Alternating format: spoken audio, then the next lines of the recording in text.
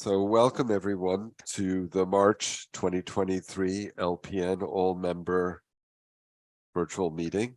So happy to see you all. I'm excited about today. So without further ado, it's my privilege and honor to introduce Anna to you all today. I think just about everybody knows Anna. She became a member of LPN a couple of years ago and did a wonderful presentation on her purpose equation for us a time ago.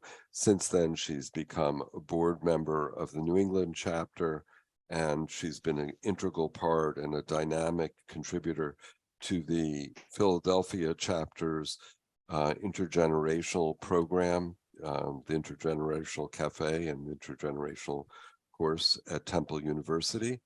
And one of the things that she did as part of that was what she's going to do with us, which is a highly interactive way of making deeper connections and making more meaningful connections. And so I'm not going to say much more other than we're grateful to Anna for her work and effort, and we'll all profit by this, I have no doubt. So Anna, take it away. Thank you, Bruce. Hi, friends. Thank you so much for being here today. Bruce, I want to give you a special thanks because I think it was a year and a half ago when I did that purpose equation presentation for LPN. That was one of the first times I had shared publicly about the purpose equation. So you really helped me to get launched, and I'm forever grateful to you for that. And I'd also like to give a special thank you to my friends at the Philadelphia LPN chapter for helping to pilot Spark Start and bring it into the world. And extra special thanks to you, Barbara Greenspan-Shaman, for really helping me figure out how to create an experience out of this concept that I had with these cards. So here we go. Today is going to be about an experience.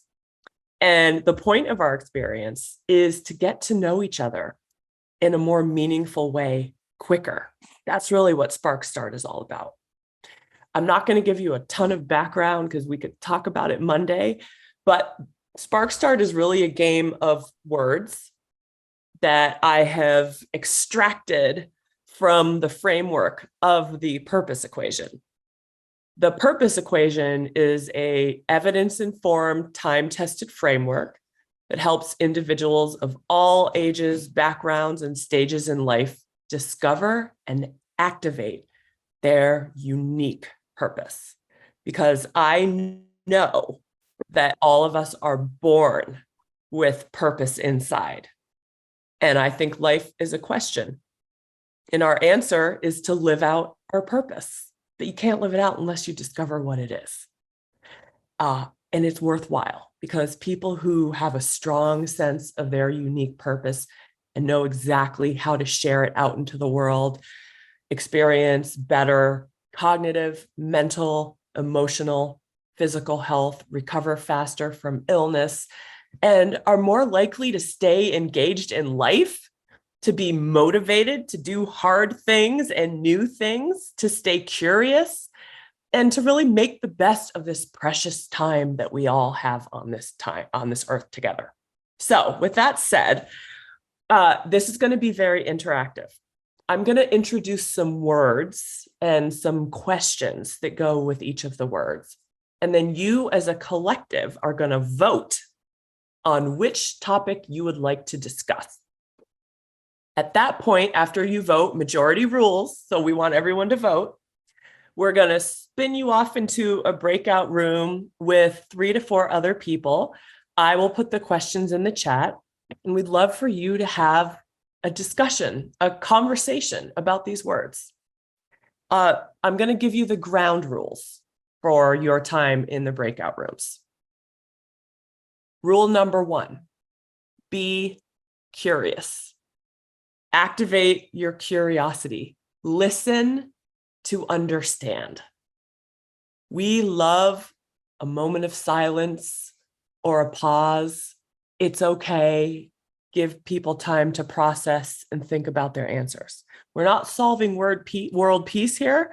Well, maybe we are with purpose, but you want to have time to really think through this, because what we have found in the Spark Start program is that as you listen and learn about other people, you will also learn about yourself. So it's a beautiful cycle that purpose and this game create. Try not to be judgmental. Instead, if you hear something you don't agree with, or you haven't experienced, or you don't share that opinion, take note of it and use it to broaden your perspective. That's my antidote to judgmental, is to say, I'm just going to add this to my toolkit and broaden my perspective. And then the most important rule, and my favorite, is that purpose is a beautiful celebration of who we are as beings, aside from roles, goals, achievements, status, all that doing stuff. Purpose starts with who we are as beings, and we want to celebrate that.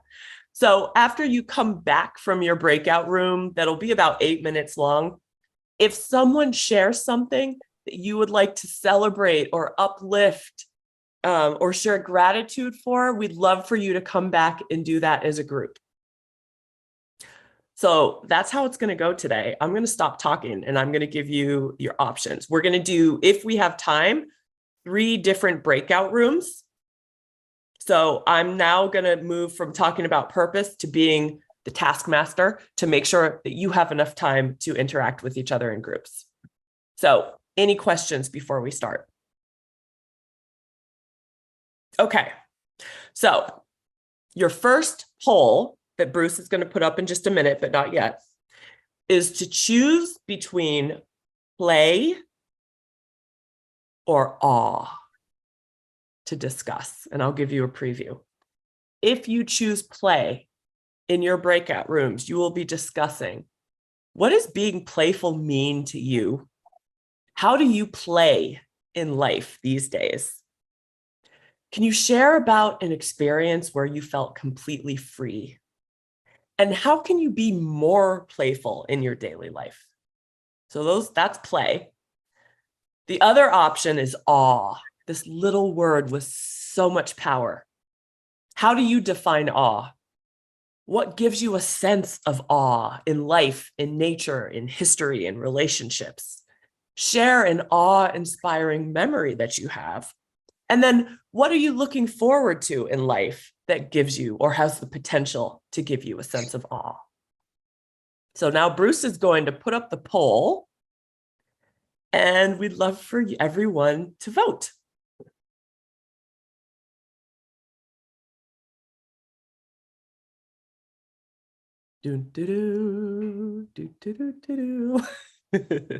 There we go.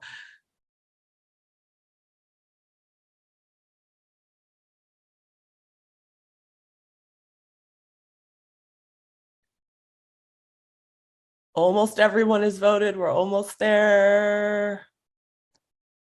We have 2 more people left. We'll give you another moment to vote. I don't think it'll let me vote, so. That might be you and me, Bruce. Okay, the winner is play. It's 65%. And all came in at 35%. Are the awe people going to challenge the election? So I am going to put the questions for play in the chat right now. And here's the thing. When you're in the breakout rooms, if the conversation goes a little bit off topic and everybody's on board, go with the flow. And a trick that I learned when I was getting certified as a life coach is, in order to go deeper and broaden your perspective and spark your curiosity, try allowing a pause after someone shares something and then say, what else? When you ask what else and give a little space, you're going to get a little bit deeper into the play. And then you ask it again, and you're going to get a little bit deeper into that exploration. So I will put I have a question. yes. We have 8 minutes. And so we should be kind of paying attention to timing, right? Yeah, each person gets about 2 minutes. Right. So we can't say what else too much. Good point, Meg. Yes. Yeah. Here's the thing. You're probably not going to finish this conversation. And that's we want to spark your sense of purpose and curiosity so that you can take it with you into the day and into the conversations that you have for the rest of the week and the year.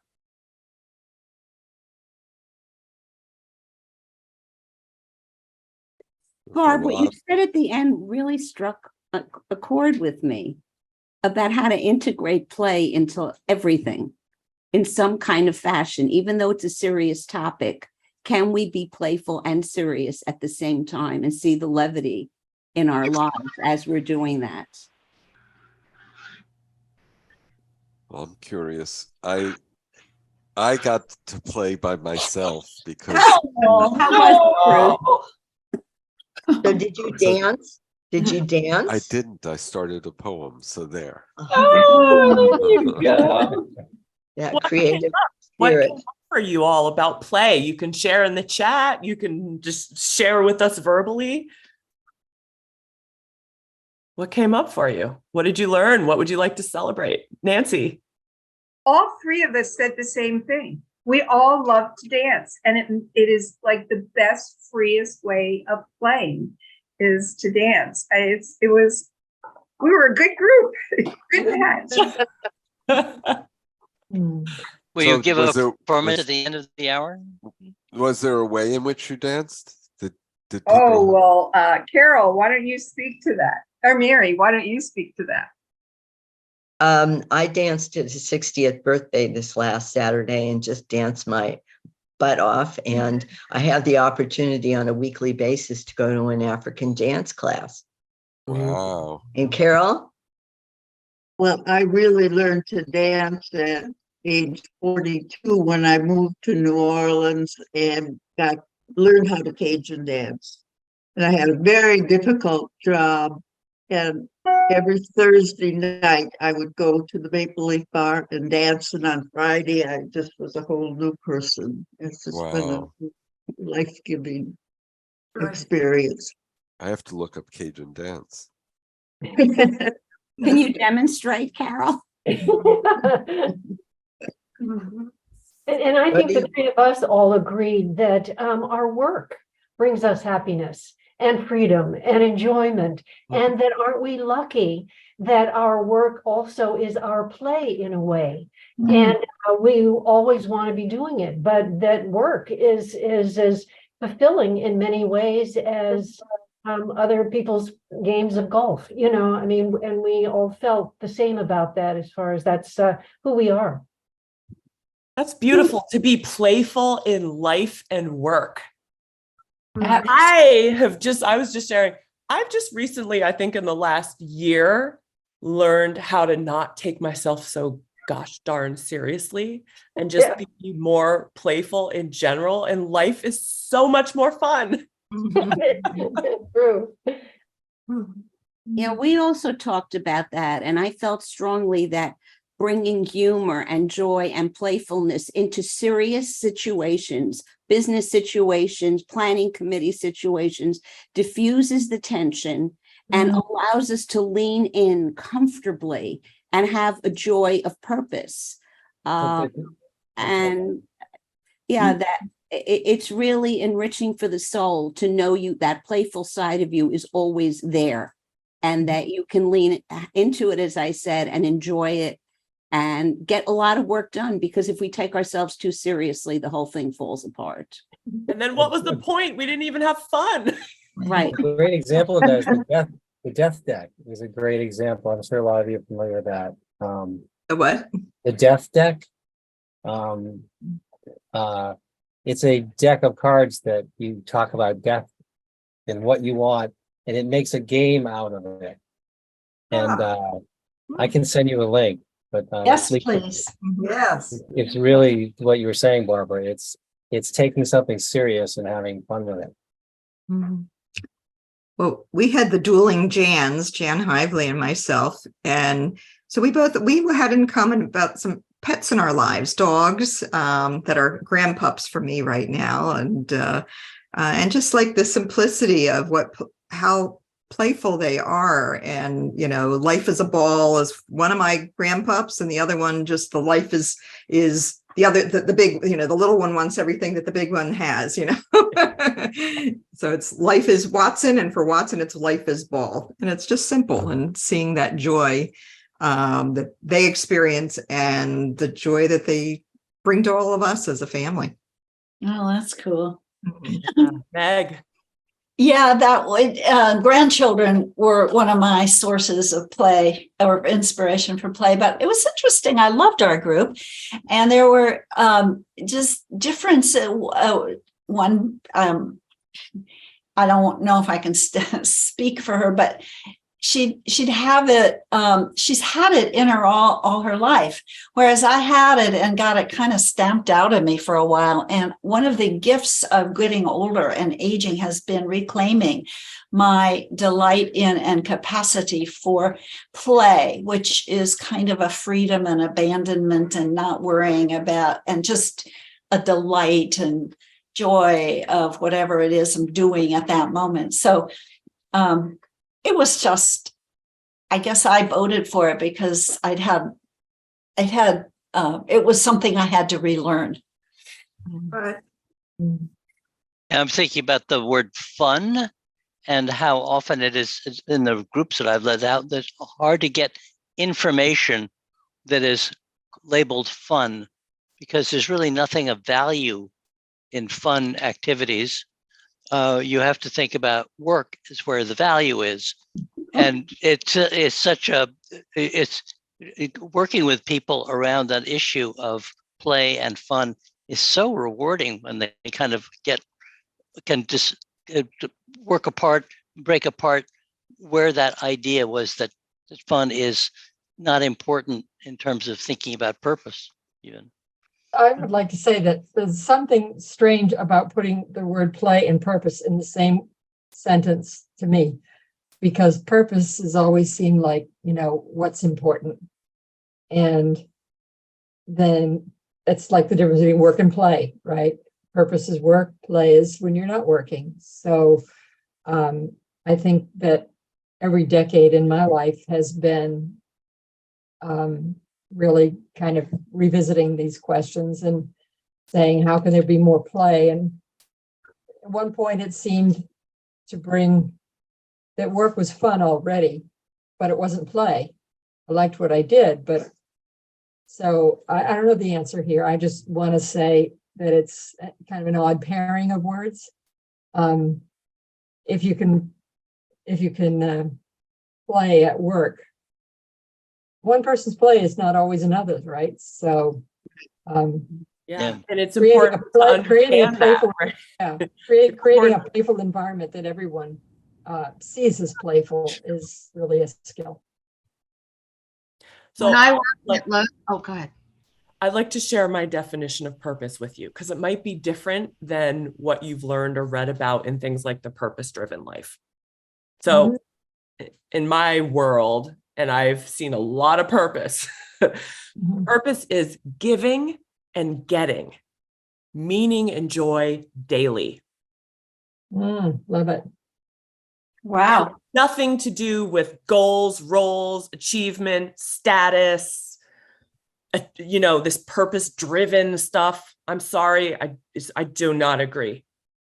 And so for me, purpose is playful and motivation and joy and what gets you excited to get out of bed in the morning. And purpose is something like play. It's a way of being. It's a way of being present within yourself that you can share infinitely through all these different channels in your life: relationships, work, volunteering, writing poetry, building relationships. That's really what purpose is. So you can channel or leverage your purpose at work, but that's one way. That's one channel of infinite possibilities. Anna, do you teach students this at Temple? I do.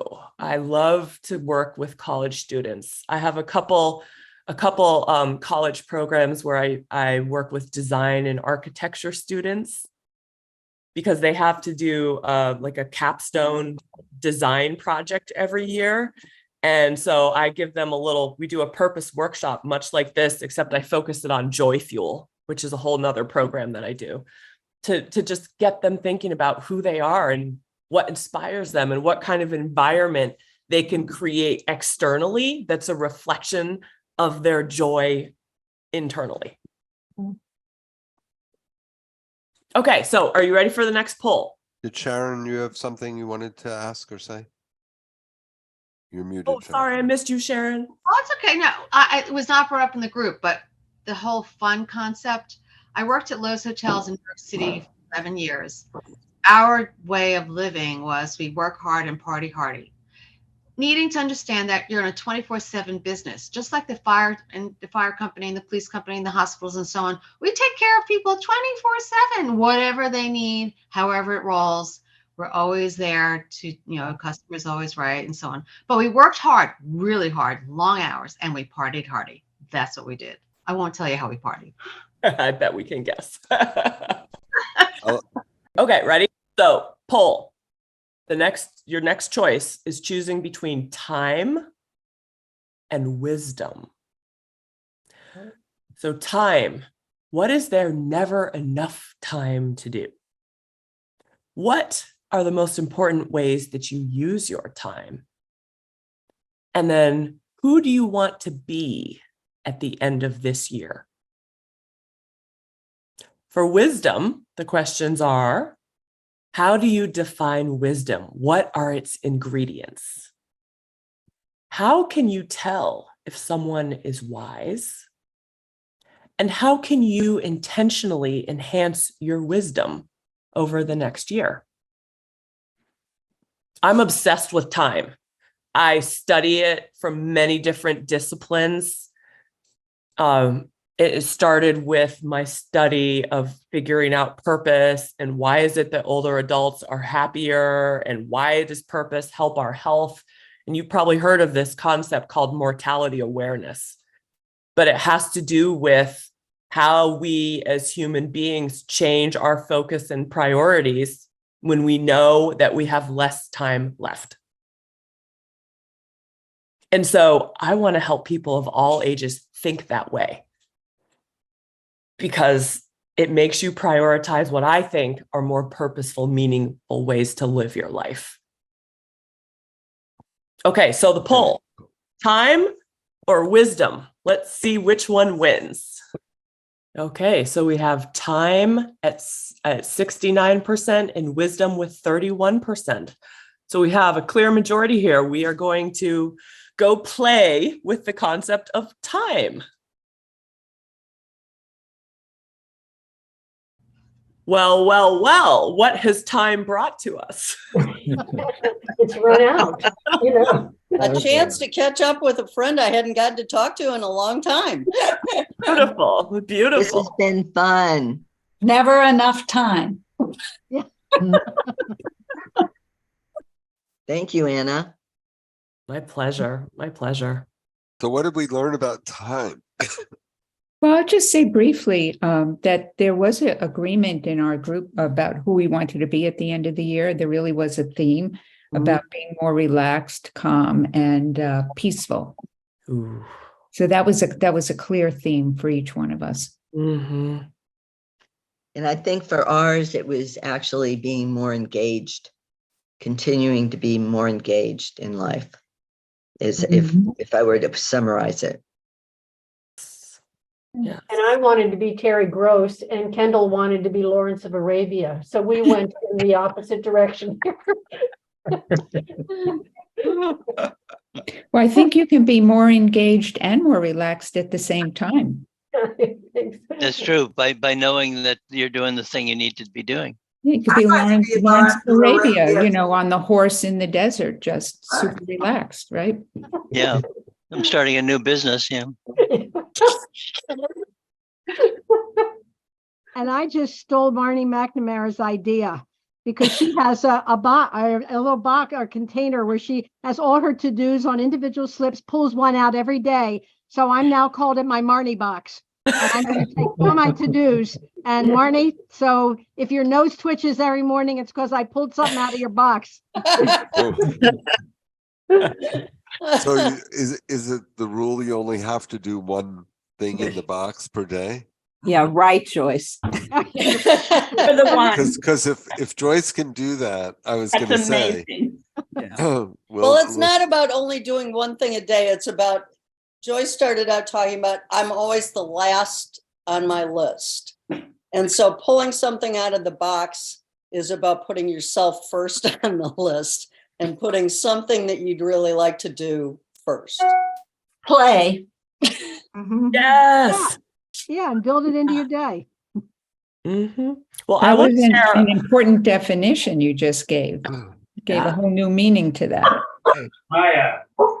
And I want to share what I've learned about time through purpose. And that is that, yeah, time goes fast. I think it goes faster and faster as we have more time on this earth. But one way to kind of hack your brain to slow down time is to focus on meaning in your life. Be aware of when you're activating your purpose, when you're giving and getting meaning and joy. And it can be that moment of being aware of it. And it can be something like, I'm meeting new people today and I'm activating humor, or I'm being playful with my grandchildren.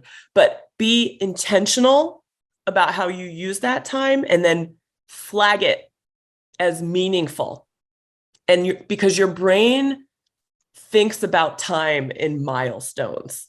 When you're doing the same thing all the time and you're not breaking up that time with some excitement or some meaning, it just all becomes a blur.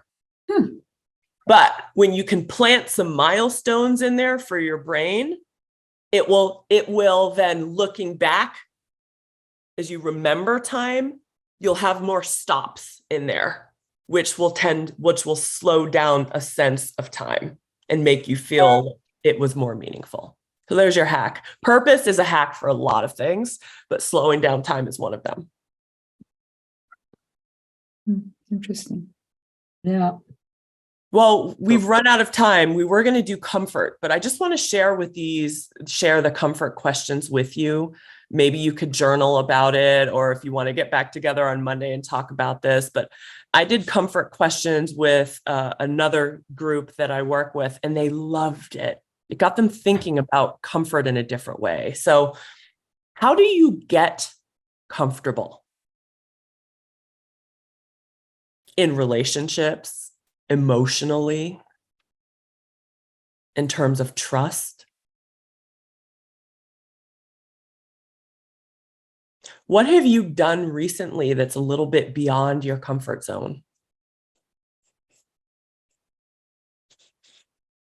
And how have you been comforting other people recently?